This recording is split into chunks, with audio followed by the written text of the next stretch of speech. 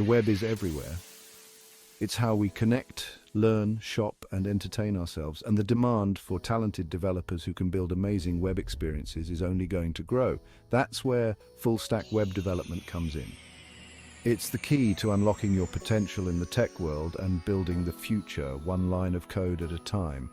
Full-stack developers are the architects of the web, fluent in both the elegant design of the front end and the powerful logic of the back end. Imagine creating a beautiful website with sleek animations and a seamless user experience. Now imagine bringing that website to life with dynamic content, secure user authentication, and the ability to handle massive amounts of data. That's the power of full stack. In this essay, we're going to embark on a journey to demystify full stack web development.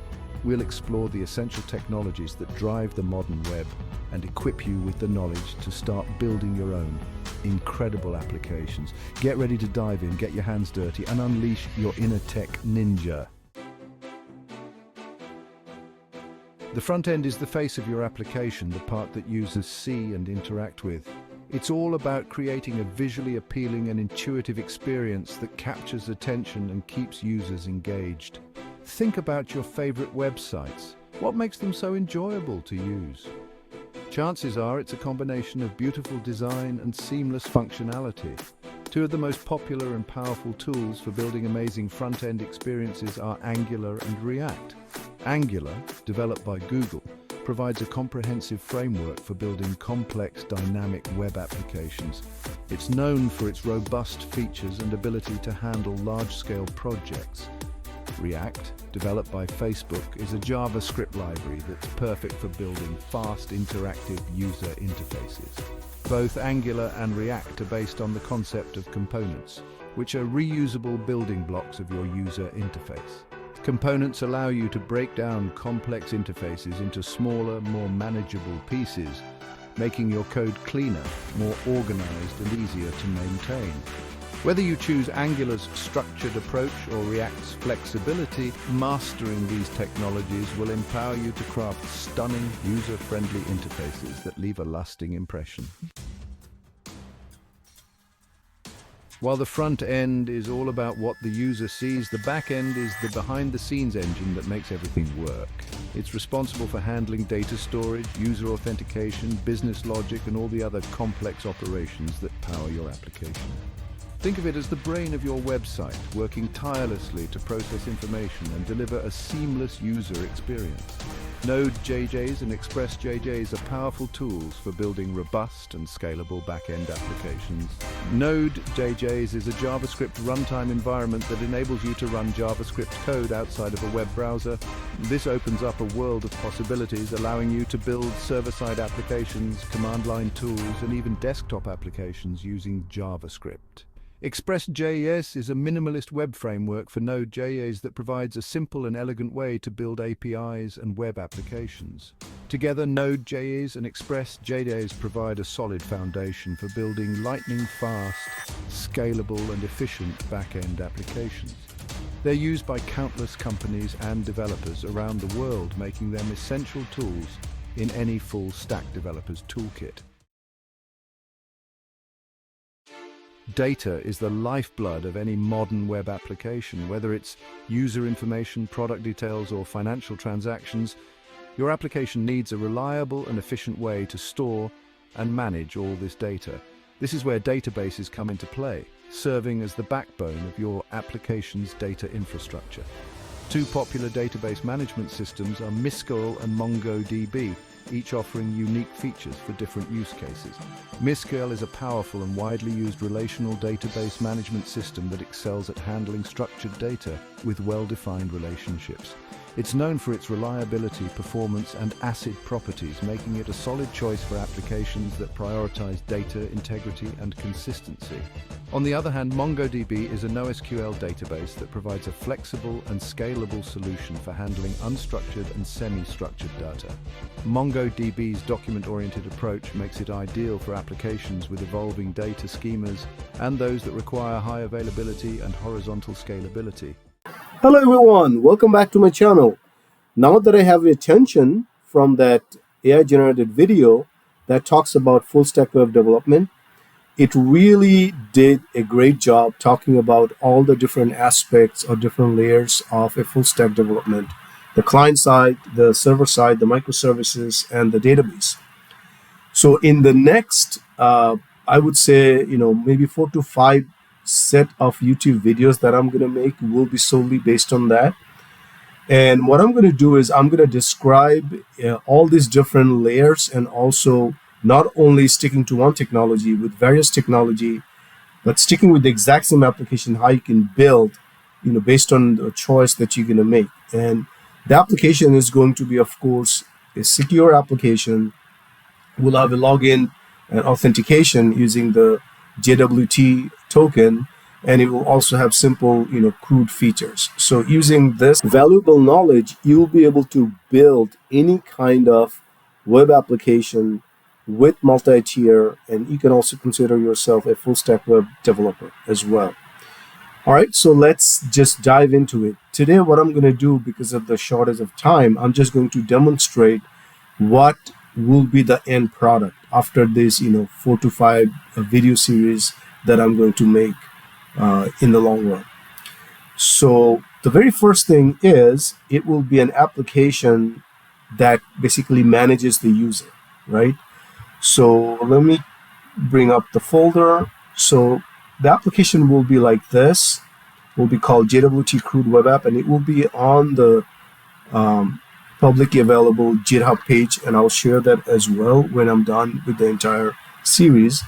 And it will have multiple folders. One is client, one is server. Now, what are those? The client will have like various clients that you can make, right? I could do Angular, I could do React, and you could explore more. I could do like a Vue.js, client. I could even go and do a Java client, right? Using something like Struts2.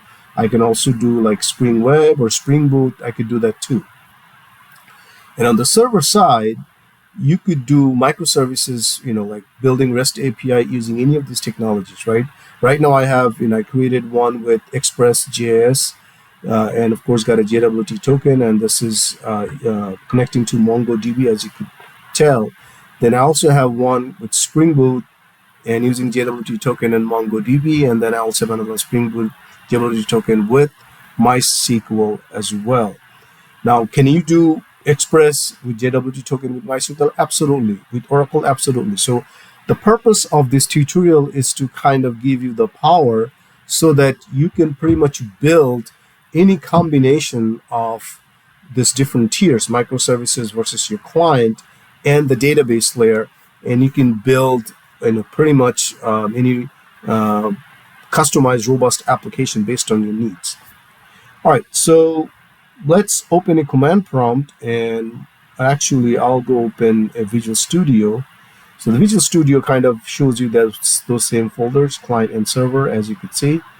And the way I would run it, just to give you a demo, I could do various combinations, right? Right now I only have, these 3 microservices and these 2 clients, but I'm just going to stick with Angular for now to keep it simple and also to have shortage of time.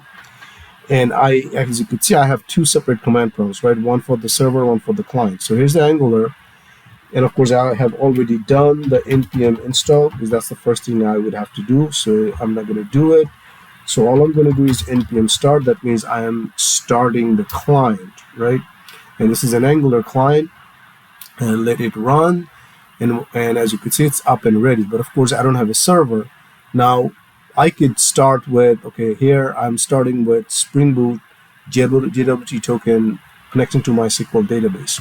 So I'll start with that. And of course, the way I run it is I'm just going to run it using Maven, right? So I could just say Maven, and I'm going to say exec Java. But before that, let me just make sure that I'm running on Java 22. And then I just have a script that automatically sets the environment. And I could show you that I'm running Java version 22, or 1, the latest one.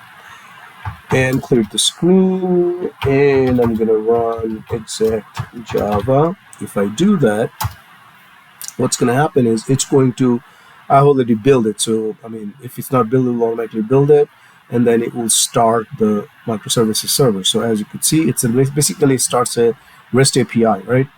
So now, right now what I have is this one is an Angular client, and this one is a Springboot microservices. So let's see how it works. So this guy will connect to that guy, and that guy runs on port 8080, and this guy will run on 4200.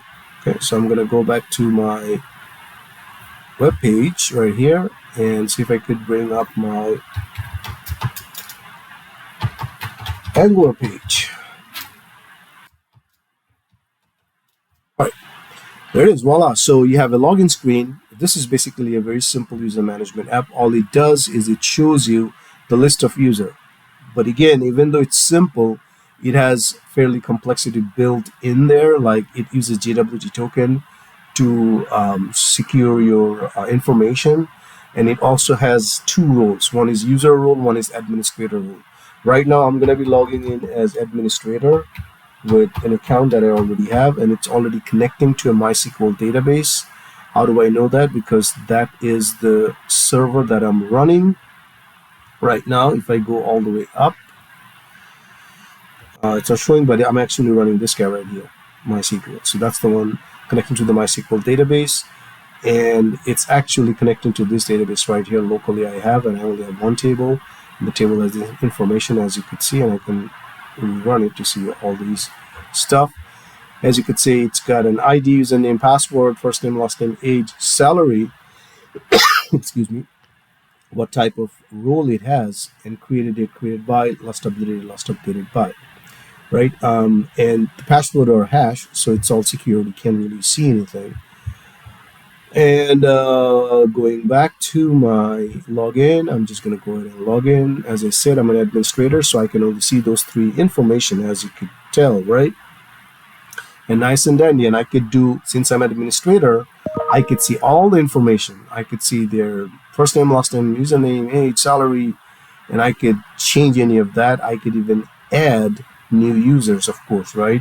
If I try to add something like test 123 112 whatever, and add a password, and since I'm an administrator, I could decide which role it's going to be, and I could say test,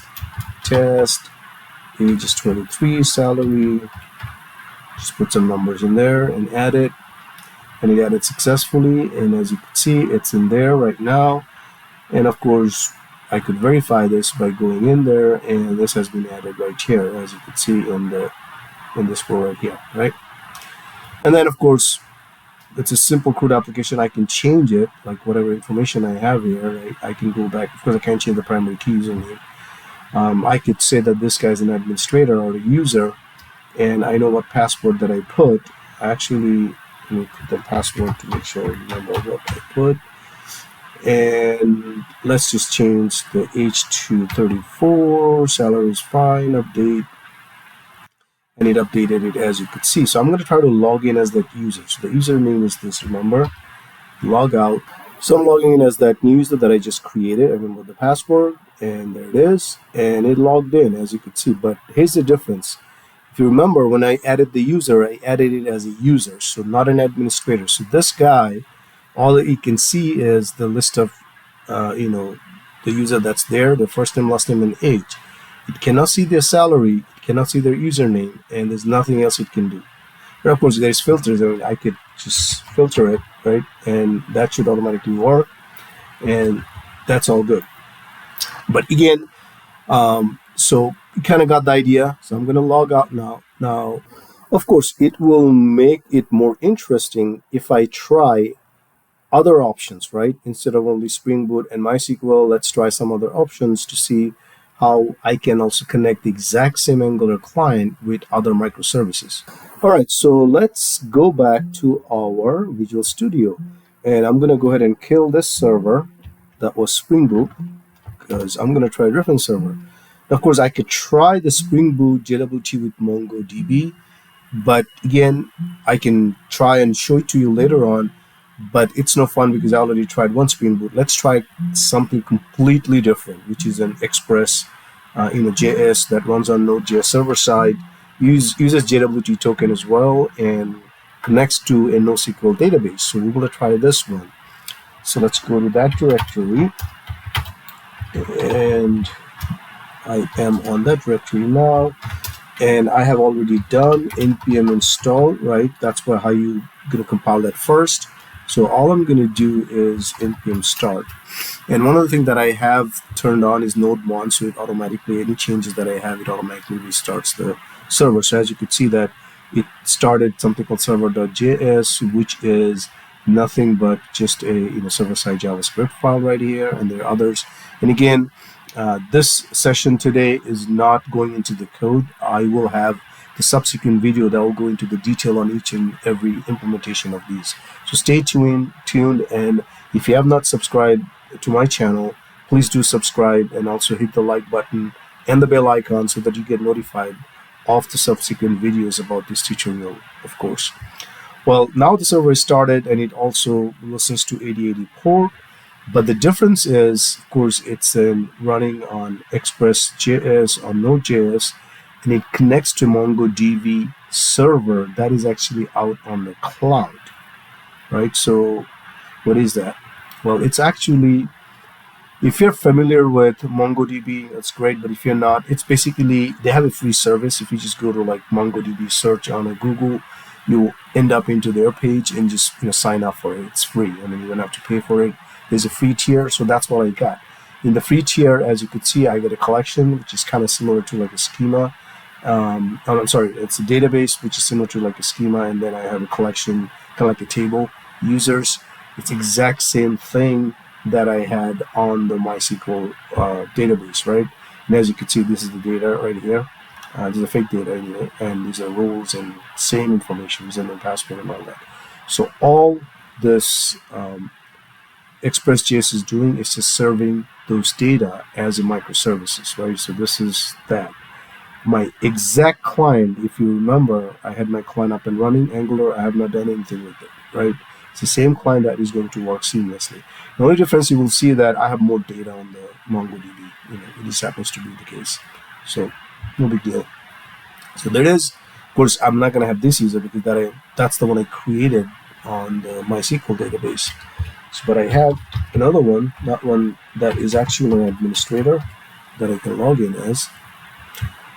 And voila, as you can see, there's nothing that I have done, no change, right? All I have done is now connected to a microservices that was done by Express.js, connected to MongoDB. My Angular is exactly the same. It's just the API, right?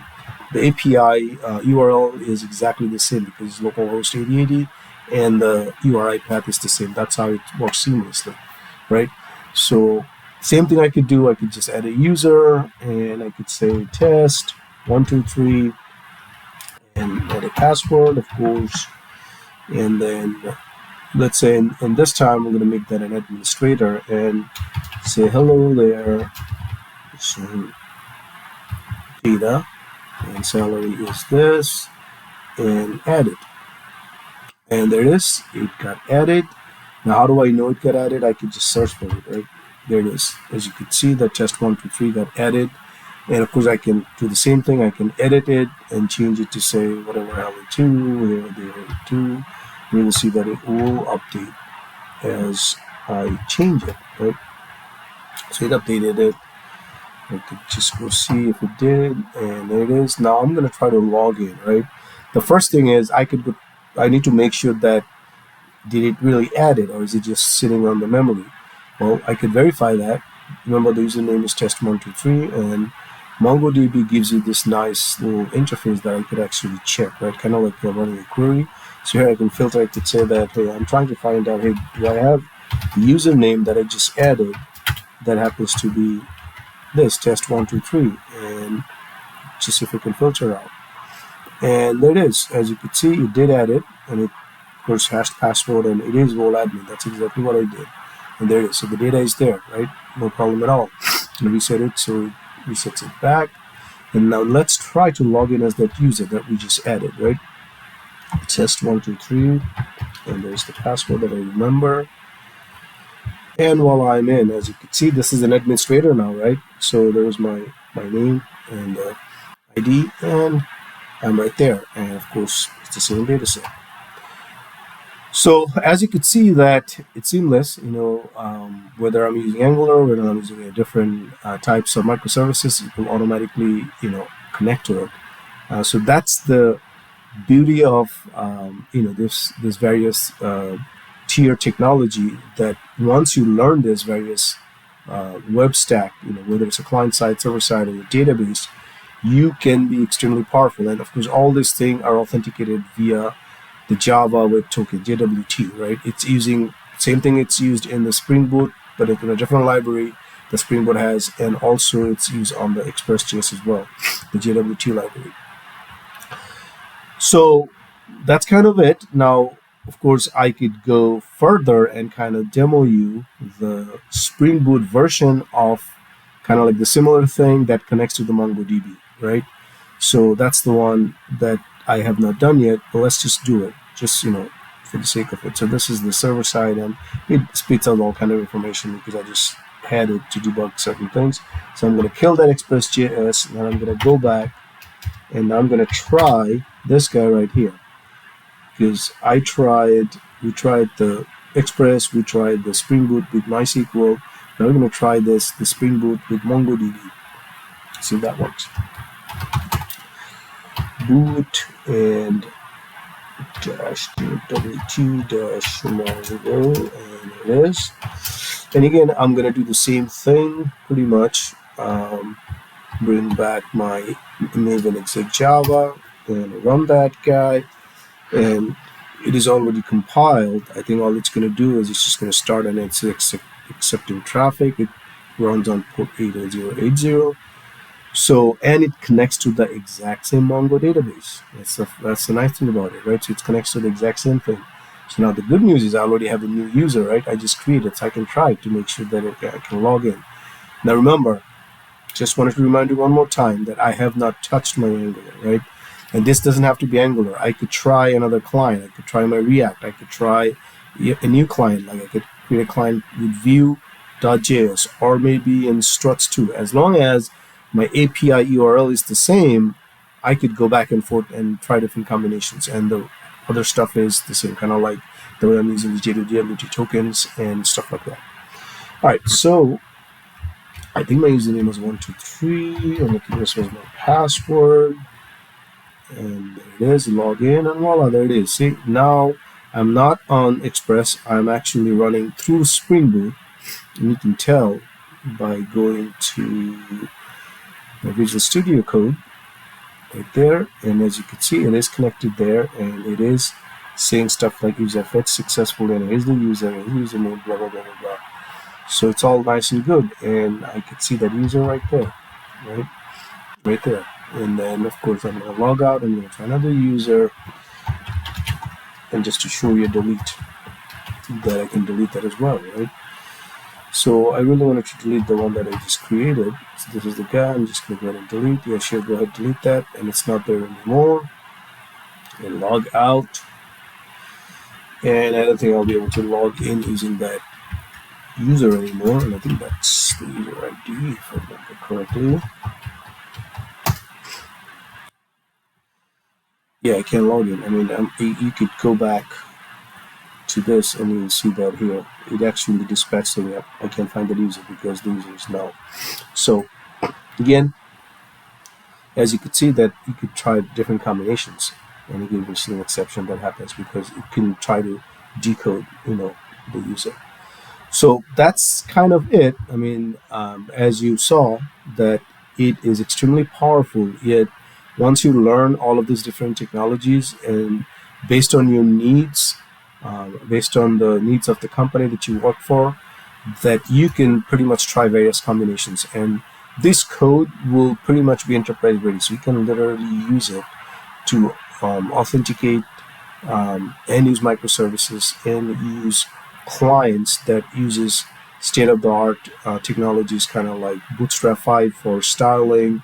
It uses Java Web Token for authentication, and it does use the right amount of security, encryptions and decryptions and all that.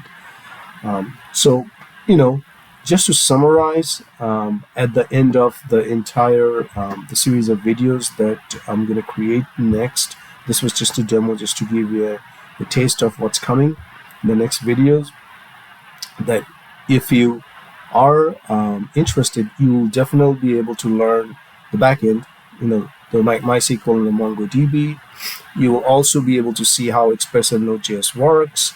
You can build something like your server-side microservices using Express and Node.js. Of course, this Springboot, you can do the exact same thing using Springboot. Various databases, you can connect to MySQL or MongoDB. Same thing you could do with Express as well. And then you will learn about Angular and React, right?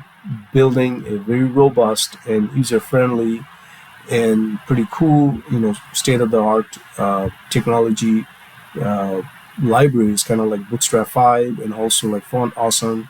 I can add this thing with Angular and React and use any type of microservices. It doesn't matter which technology it is. It could be PHP as well. You can build PHP microservices as well. The possibilities are endless, actually, right? And of course, that would be the RESTful API, the microservices that you're going to build. Bootstrap 5, as I just mentioned, for styling, Font Awesome for beautiful icons, and last but not the least, you'd be able to secure your application entirely using Java Web Tool.